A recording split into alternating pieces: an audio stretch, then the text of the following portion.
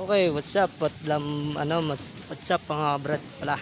Sorry. Update ko po kayo sa ginawa namin ngayon sa ano po, dito kami sa Santa Rosa. Yan.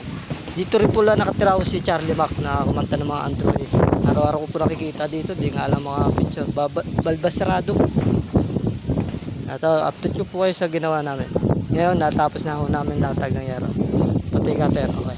Kita natin, let's go. Ayan o. Okay. Napakaganda naman ang latag naman talaga po. Oh. Richol po yan o. Richol naman. Napaka beautiful. Ito po ay pinaglumaan lang po nila. Sayang po, pwede pa naman ho. Pwede naman daw po piturahan nila. Yung bago rin po gutter nyan. Yan. Yan. Huwag nyo naman po kalimutan i-like, i-follow, share. Kaya pag nakita ko po si Mastibak, mag-ano ko, bibidyoan ko po siya at po picture tayo. Umantro pa no Andrew E. Stupid love. Yan. Napaka-beautiful naman po ang latag ng hero.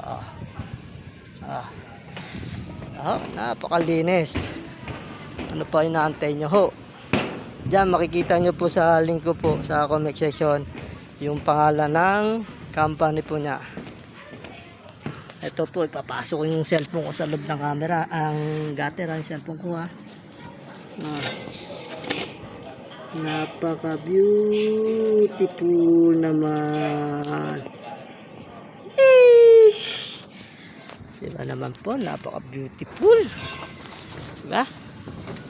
Diyan o, samahan niyo ako. Pakita ko sa inyo brad yung bahay ni Nasty Mac ba yun? Yan, nangungupahan siya dito. Itong building na yan o. Diyan.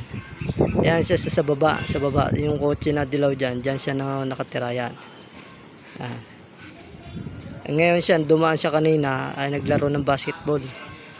Yan. So mga brad, po natin nyo, huwag nyo naman kalimutan i-like, i-follow. Yan. Pag nakita ko po si Nasty Mac, yan, pa-picture tayo. Mamahiday ko po at baka makausap ko siya na videohan ko siya. Yan. Huwag nyo po kalimutan i-like, i-follow.